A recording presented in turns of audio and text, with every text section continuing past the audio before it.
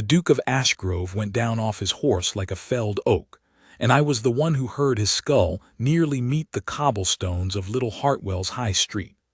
I threw myself from the box of our carriage before it had properly stopped, my knees cracking against stone, and got my arms under his shoulders a half-second before his head would have struck the ground.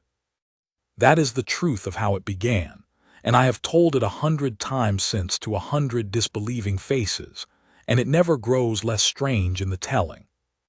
"Your Grace," I said it the way a man says a prayer, which is to say without much hope that it will be answered. His eyes had rolled half back, his breath coming in short, dragging pulls, and his face, always pale beneath that startling silver at his temples, the mark of the injury that had christened him the Silver Duke across 3 counties, had gone the color of tallow. "I am Josiah Pratt, steward and valet to His Grace Edmund Ashworth, 6th Duke of Ashgrove, and I have served him for 11 years, since he was a young man of 25 with a laugh that carried across a stable-yard. That laugh had grown rarer with the years, and the accident that silvered his hair had silvered something in him too, but he was still, in the ways that mattered to me, the same man. Which is to say, he was proud to the point of foolishness, and stubborn past all sense, and it was that same stubbornness that had put him on the road to Hartwell in the first place, riding ahead of his own carriage because he would not be told he ought to slow down, not by his physician, not by his sister, and certainly not by me. We had been 3 days from Ashgrove, bound for a magistrate's assembly in the north when the fever took him.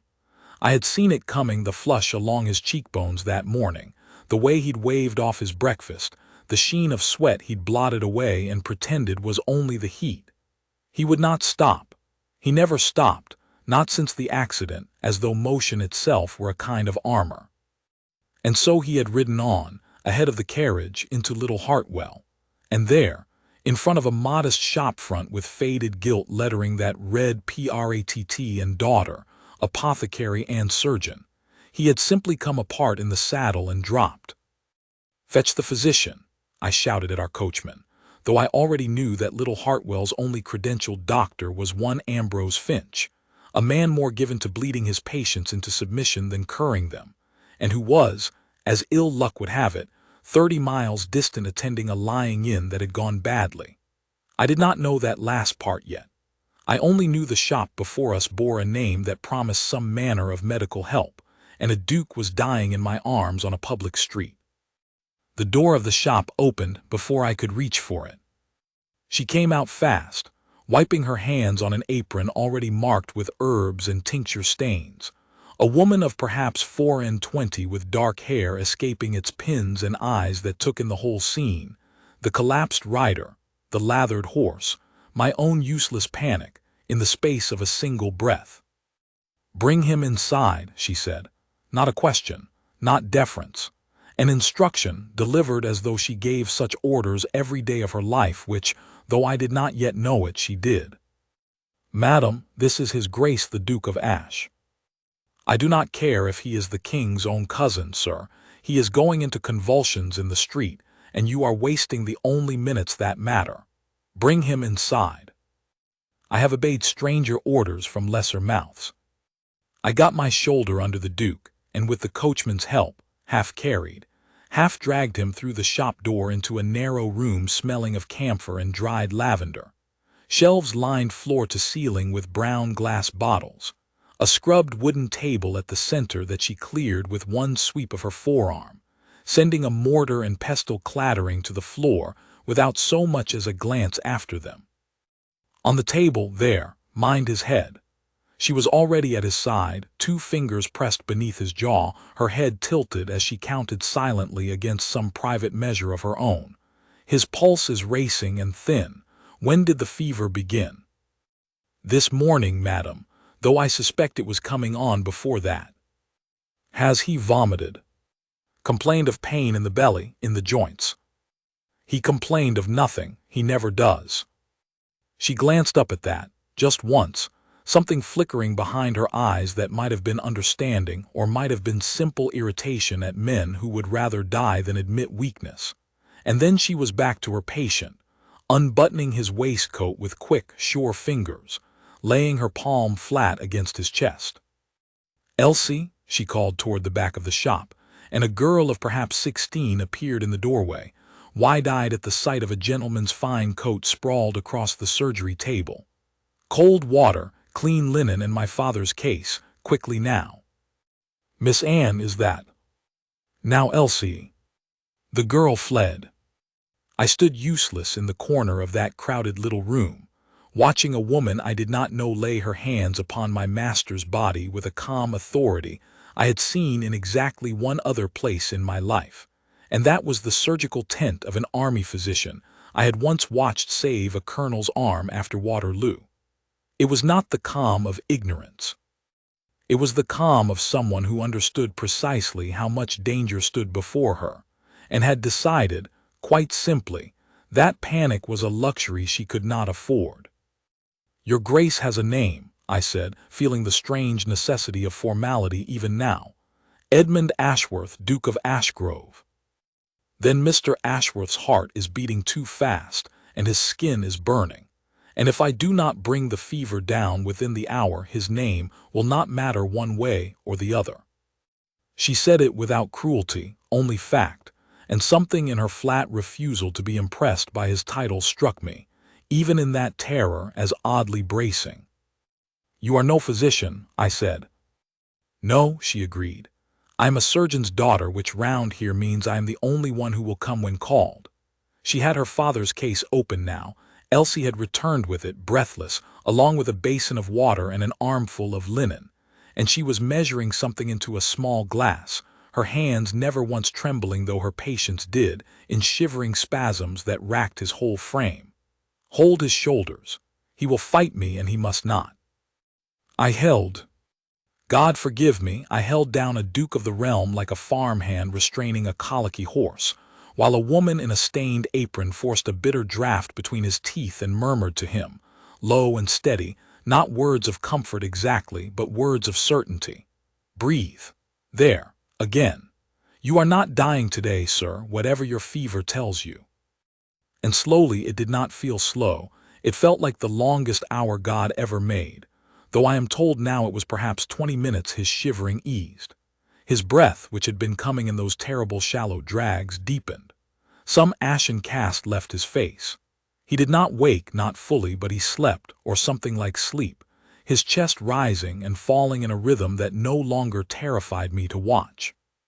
She sat back on her stool and exhaled, and it was only then that I saw how young she truly was, and how tired, and how her hands, steady through the whole ordeal, now trembled faintly against her apron, the way any hand does once the crisis has passed. "He will live," she said, "if the fever does not return worse by morning. It is a putrid ague, I think, not the plague some fool in the street was already whispering. But he must not be moved tonight, and he must not be crossed, and he must be watched every hour." "I will watch him," I said. "I am his man, Josiah Pratt, steward of Ashgrove." Her brows rose a fraction. "Pratt? As in?" "No relation, madam, so far as I know, though I confess the coincidence of the shop's name gave me a moment's foolish comfort when I saw it." For the first time something like a smile touched her mouth, brief and startled out of her by exhaustion more than mirth. "Anne Pratt, surgeon's daughter, as I said. My father is Josiah too, as it happens. No, do not look at me like that, sir. It is only a common enough name. There is no omen in it." But she said it gently, and I understood she had needed in that moment some small thing to be gentle about. That was how it began. Not with a ball, not with a chance meeting over torn lace or a dropped glove, but with a duke half dead on a surgery table, and a woman with flower-pale hands, and a spine of iron who would not let him die simply, because dying would have been the easier story for everyone watching. The town, of course, found out within the hour.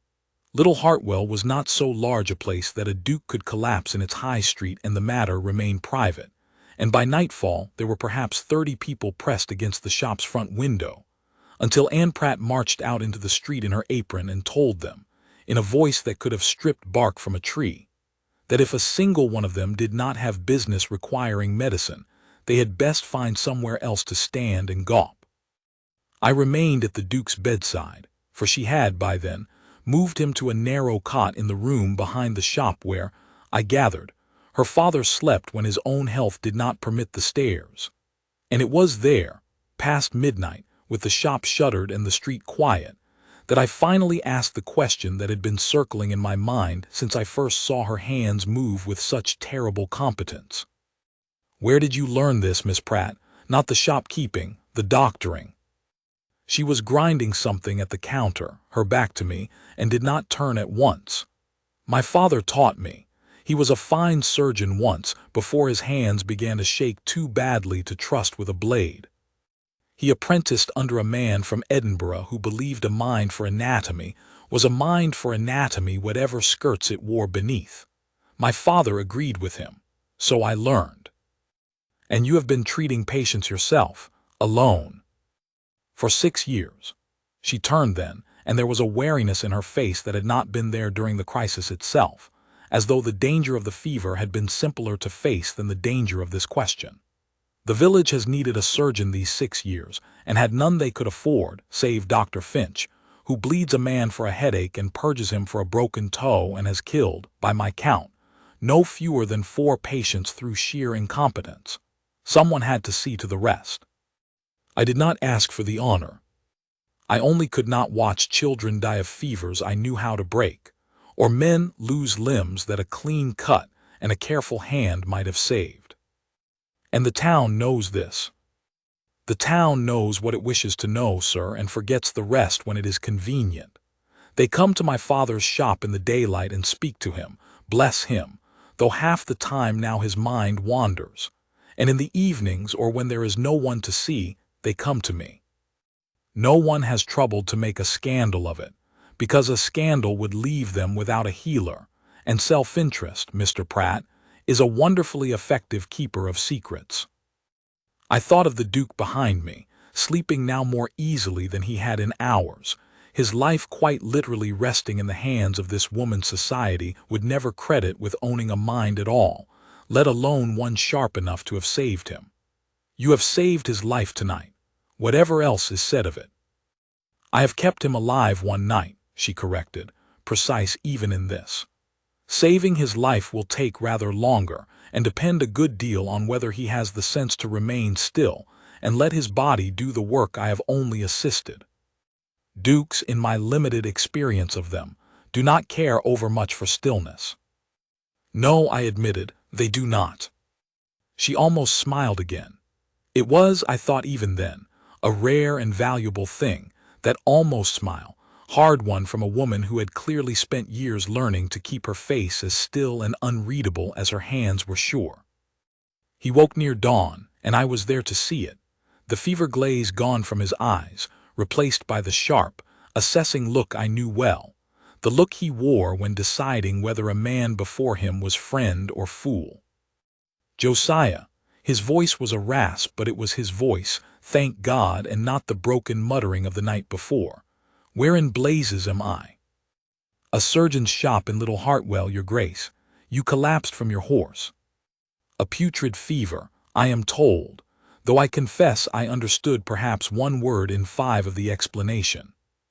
He tried to sit, and I put a hand to his chest, more from instinct than any authority, and he glared at me with what strength he had, which was not, at present, a great deal. "Do not attempt that yet," said a voice from the doorway, and Ann Pratt entered with a cup of something that steamed faintly and smelled of willow bark and honey. "You have been gravely ill, your grace, and gravely ill men do not sit up and issue commands simply because they have grown bored of lying still." He stared at her the way, I imagine, he might have stared at a servant who had spoken to him without leave, which in his mind, I suspect, she very much had. "And who are you?" "The person who kept you breathing through the night, your grace, which I would think earns me leave to speak plainly." She set the cup at his bedside, not offering it, merely placing it within reach, the gesture somehow more commanding than deference would have been. "Ann Pratt, my father's shop, though he is not well enough these days to have attended you himself.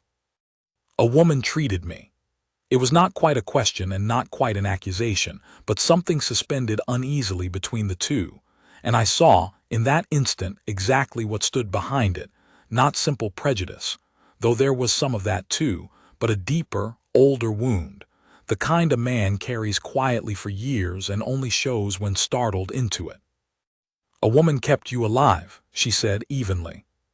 You are welcome to resent the fact once you are strong enough to stand, Your Grace. At present, I would advise you save your strength for breathing.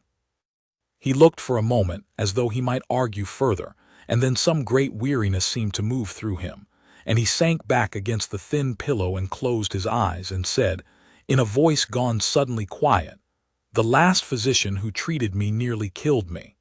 I have not trusted one since. Forgive me if I do not embrace the profession with open arms, madam, whatever its sex." She was silent a moment, and I saw something shift in her expression, not softening exactly, but a kind of recognition, as though she understood him now a little better than she had a moment before. "Then you and I are agreed on one thing at least, Your Grace. I do not think much of most physicians either." And she picked up the cup again and this time held it to his lips, and he, too tired or too startled to refuse, drank. He remained in that back room 3 days before she would permit him to be moved even so far as the inn across the street, and in all that time I watched something unfold that I have turned over in my memory 1,000 times since, trying to name the exact moment it began, and never quite succeeding, because I think now it began in fragments, a handful of small moments stitched together rather than one single spark.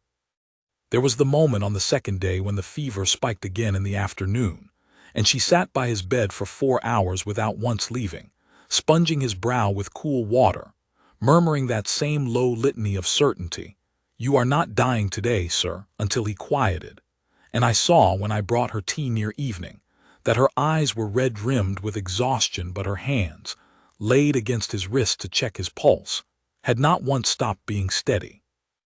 There was the moment when he woke enough to be lucid and irritable in equal measure, and demanded to know why a shopkeeper's back room smelled of camphor and old herbs when he was accustomed to linen sheets and rosewater, and she told him, without a flicker of apology, that linen sheets did not cure putrid fevers, and he had actually laughed, a short, surprised bark of a laugh, the first I had heard from him in perhaps a year, and said she reminded him of his old riding master, who had also believed comfort was the enemy of competence. There was the moment on the third night when I came to relieve her at his bedside near midnight and found her simply sitting, watching him sleep, her chin propped on her hand, an expression on her face I did not have a name for then, though I believe I do now. When she saw me she straightened at once, embarrassed to be caught at rest, and left the room rather more quickly than the moment required. And there was the morning of the 4th day, when he was well enough to sit fully upright and take solid food, and he asked her, not ordered, asked, which I noted because it was not his habit to sit with him a while if her other patients could spare her. "You wish to speak with me, Your Grace?" She had come in with a fresh dressing for the small cut on his temple where he had struck the cobblestones, and she set to changing it with brisk efficiency even as she spoke. "I wish to understand you," he said. "You will forgive me if that comes out sounding less like gratitude than it is meant to. I am not accustomed to owing my life to anyone, let alone a woman with flour under her fingernails and no letters after her name." She said it without bitterness, simply naming the thing he had not managed to say. "You need not soften it for my sake, Your Grace. I have heard worse said, with less honesty behind it." "I was going to say, let alone a stranger," he said quietly, and something in his tone made her pause, her hands stilling against the linen. "I have spent a great deal of my life mistrusting physicians, Miss Pratt, since one nearly finished what my horse began 7 years ago. I did not expect, when I woke in this room, to find myself trusting one within a day. It unsettles me rather more than the fever did." She resumed her work, though I thought her hands moved a fraction slower now, as though she were choosing each motion with unusual care.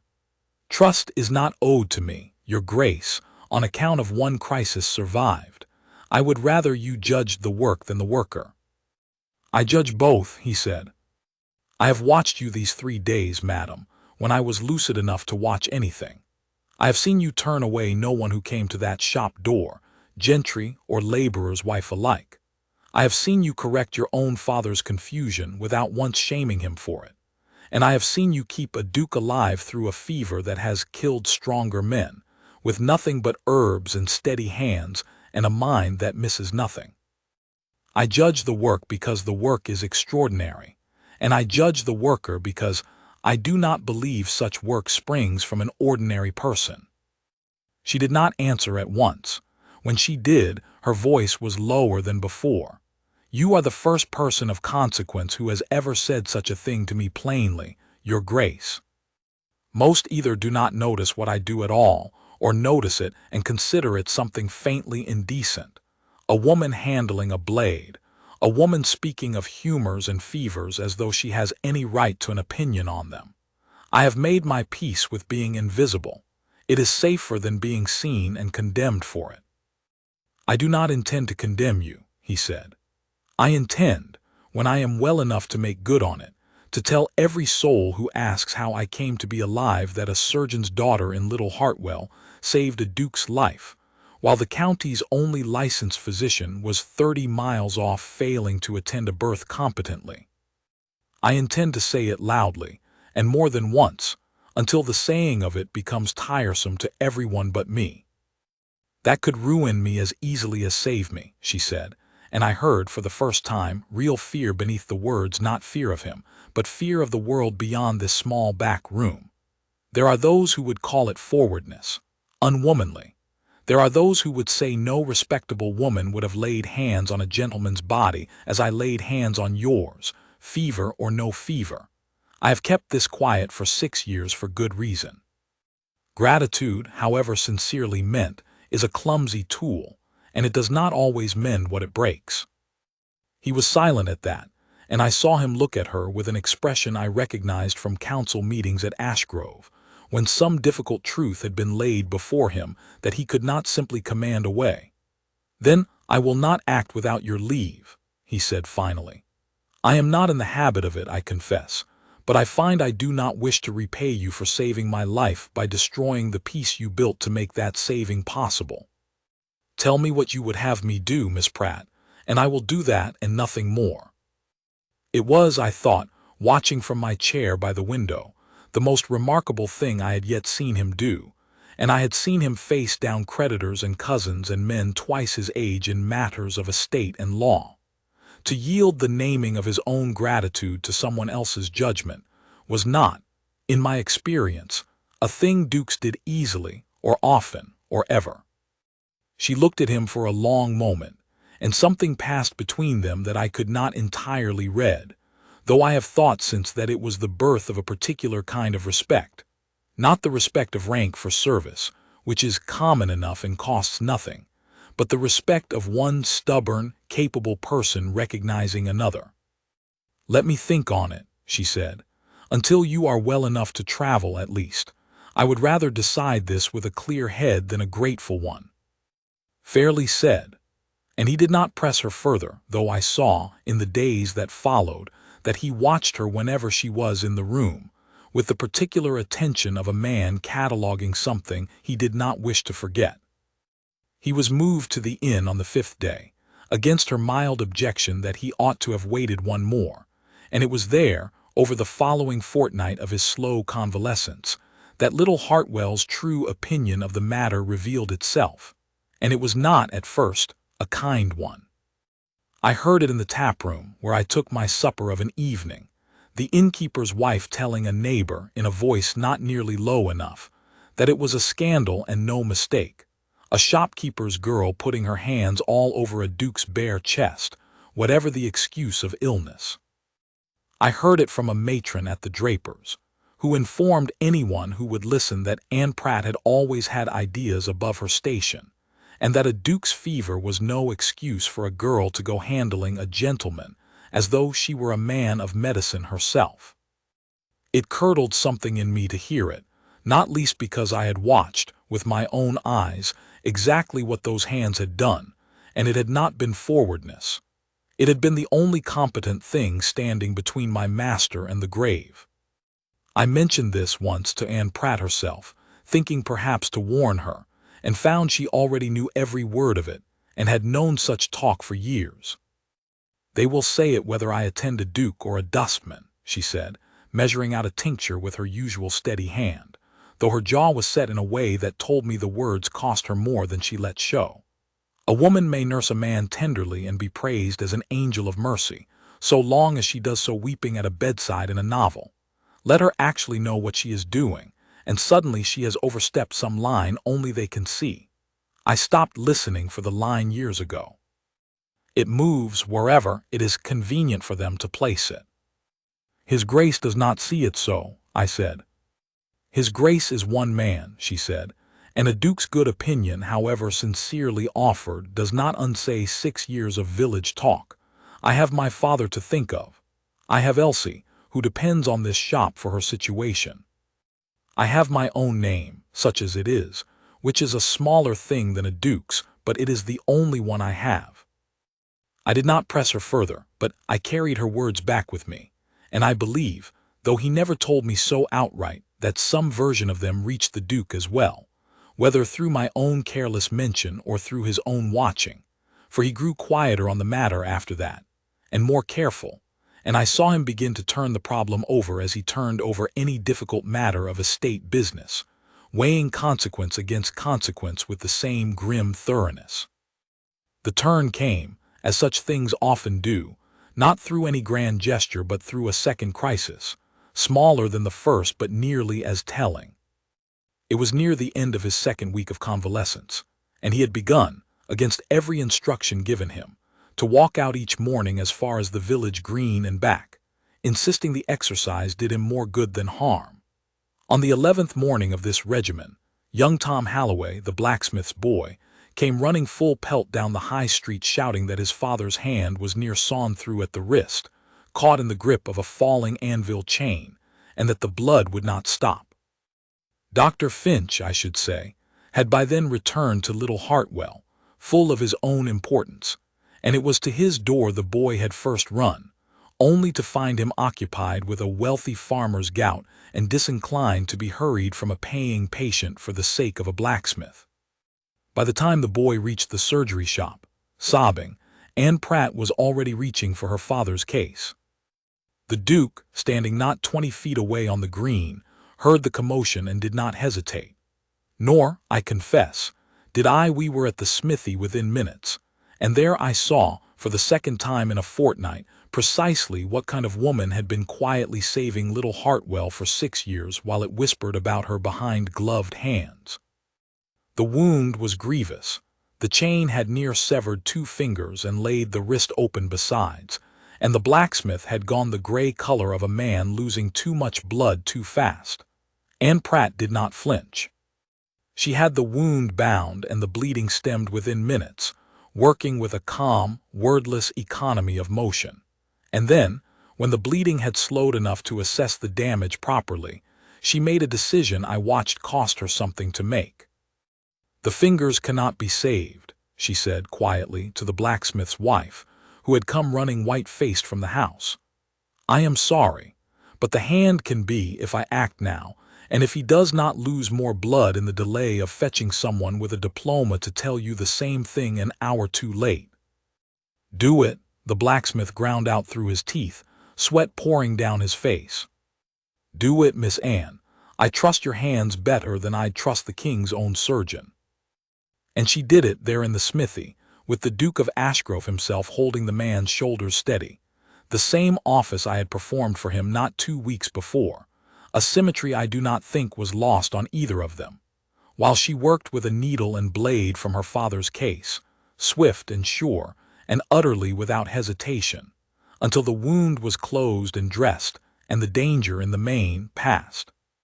It was over an hour's work, and when she finally straightened, her apron soaked through with another man's blood, her face pale with the effort of concentration held that long Dr. Finch himself arrived, breathless from having finally been summoned, and found the crisis already resolved without him.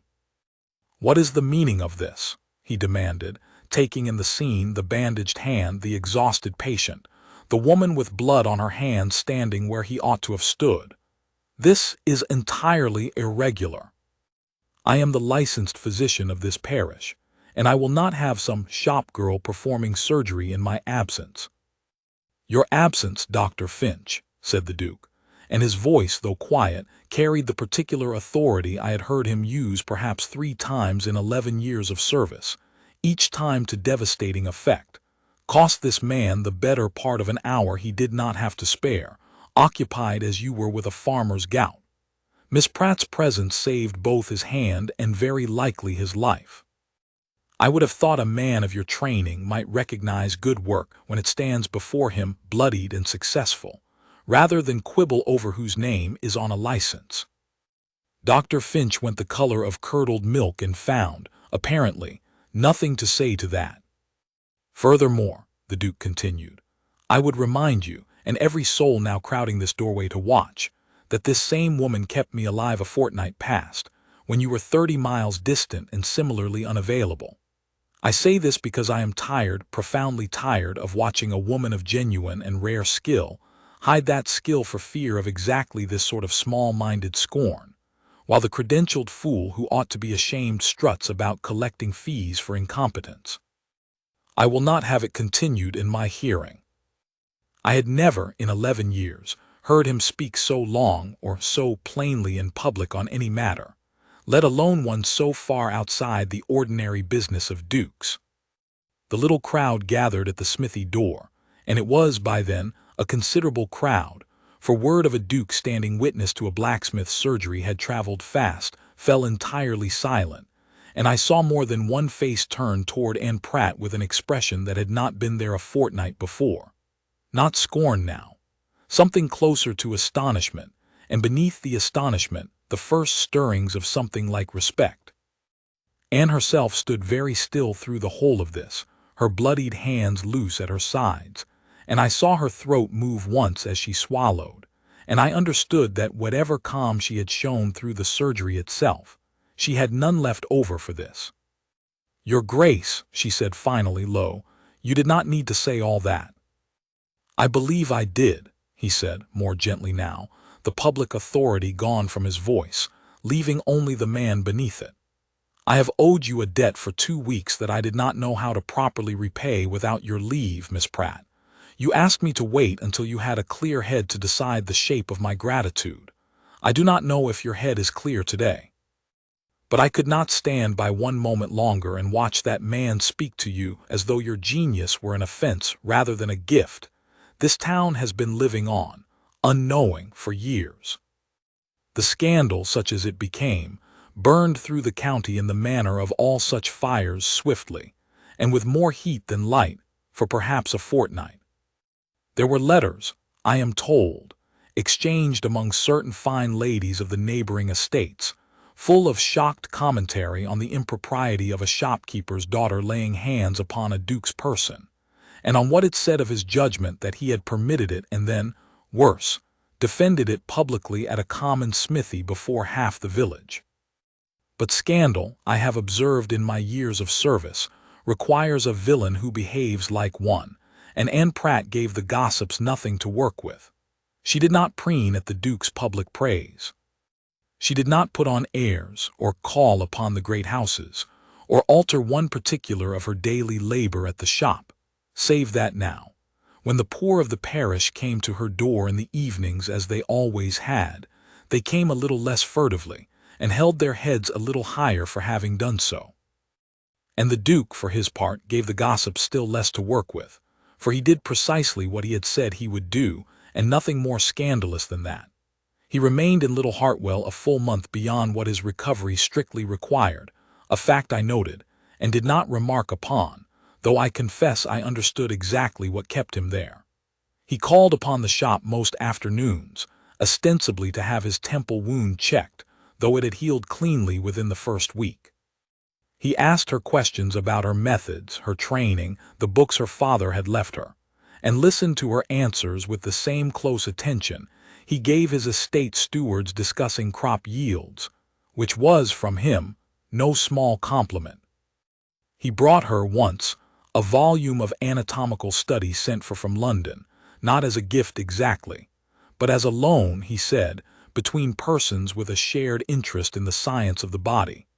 And I saw her hands tremble very slightly when she took it, in a way they had not trembled even through the blacksmith's surgery. There was an afternoon, I recall, when I came upon them in the small garden behind the shop, and found them not speaking at all, simply sitting, her hands busy sorting dried herbs into their jars, while he watched her work with an attention that had nothing to do with the herbs themselves. I withdrew before either noticed me, feeling I had trespassed upon something private, though nothing had passed between them that any chaperone could have objected to, only a held look, and a silence that seemed to carry more than most conversations do. And there was an evening, near the end of that month, when I brought him his nightly report of estate correspondence, and found him standing at his window, not reading the letters I had brought, but looking out toward the dark shape of the shop across the green, and he said, without turning, "Josiah, do you think a man can love a woman for her mind before he has properly noticed the rest of her?" I confess the question startled me, coming from him, who had never in 11 years spoken to me of anything so unguarded. I could not say, "Your Grace," not being a philosopher, but I have watched you these 5 weeks, and I would say you noticed her mind and the rest of her at very much the same moment, and have not stopped noticing either since. He laughed low and did not deny it. The proposal, when it came, was not made in a ballroom or a garden by moonlight, though I understand such settings are thought proper for these things. It was made in the surgery shop itself, on an ordinary afternoon, with her father dozing in his chair by the fire and Elsie minding the counter, and I was present only because he had asked me to accompany him, and I believe now that he wanted a witness who understood what the moment truly cost them both, and what it truly meant. "Miss Pratt," he said, and I noted he had abandoned, for this at least, the easier familiarity that had grown between them in 5 weeks, returning to formality as though the gravity of the question demanded it. "I have thought a great deal on what I owe you, and I find I have arrived at an answer rather different from where I began." She set down the jar she had been labeling, her attention entirely his. "Your Grace, I began by believing I owed you gratitude, which is easily paid and easily forgotten. I have come to believe I owe you a great deal more than that." He drew a breath, and I saw, for the first time in 11 years, the Duke of Ashgrove genuinely uncertain of his footing. "I do not offer you a title as a reward for saving my life, Miss Pratt. I would think that a poor insult to what you are. I offer it because I have not in 5 weeks been able to imagine an Ashgrove that does not have you somewhere within its walls, arguing with me over my own stubbornness, and being, in every particular that matters to me, the most remarkable person I have encountered in 35 years of living. I am asking you to marry me, not the surgeon's daughter who saved a duke. You, Anne Pratt, who has more courage and more skill in her 2 hands than half the men of my acquaintance carry in their whole bodies." She was silent long enough that I began to fear, on his behalf, that the answer would not be the one he hoped for, and I saw his jaw tighten in the particular way it did when he braced for a blow.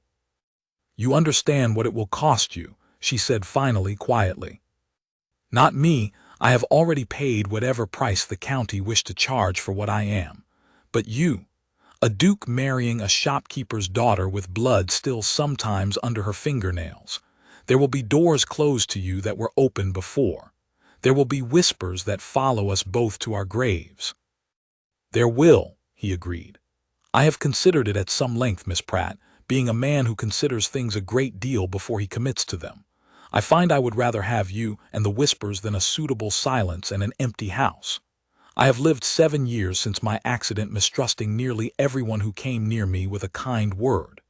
You are the first person who has never once tried to manage me, flatter me, or spare my pride when the truth served me better. I do not think I can go back to a life without that plain-spoken honesty in it now.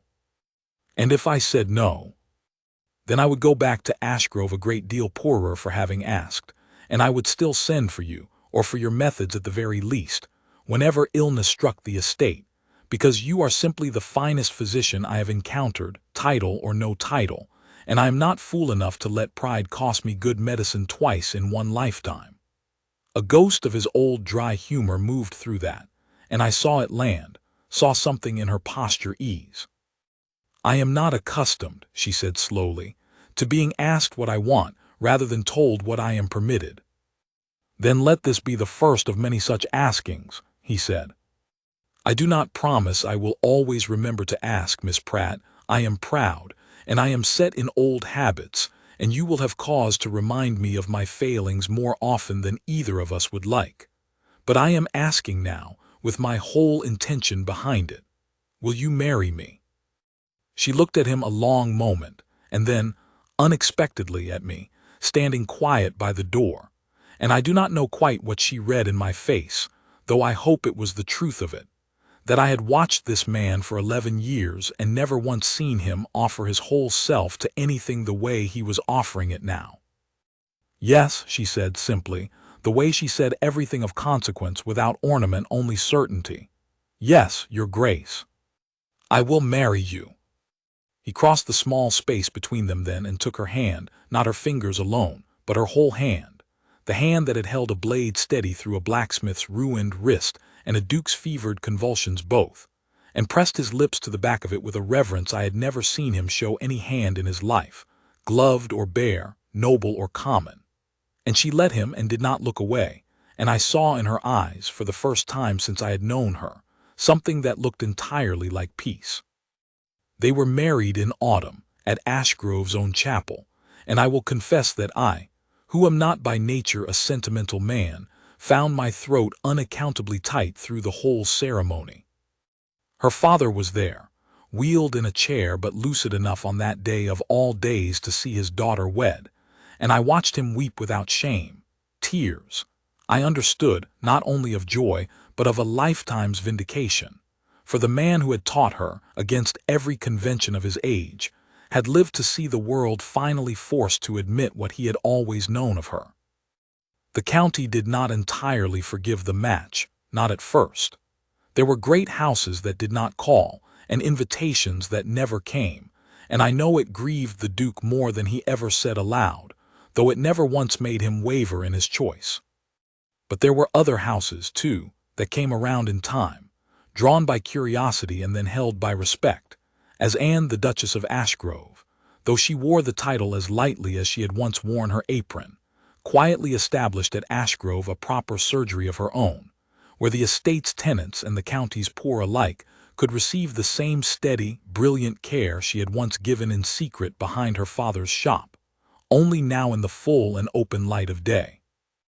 I have watched him, these years since, come to find her at that surgery long after the last patient has gone, and stand a moment in the doorway simply watching her set her instruments in order, as though he has still not finished being astonished by her. And I have thought, watching him, that I was present at the one moment in his whole proud, private, silvered life when he was most truly himself, not the moment he collapsed in the street, but the moment after when he chose, before the whole gossiping county, to stand beside the woman who had saved him and say plainly what he saw.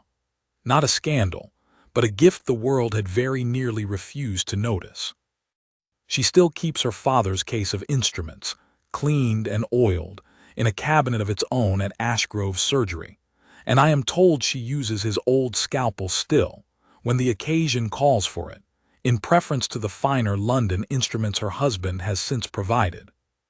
I think there is something fitting in that, for all the silver in his hair and the coronet that came with his name, it was her steady, ordinary, extraordinary hands that proved, in the end, to be the truest nobility either of them possessed.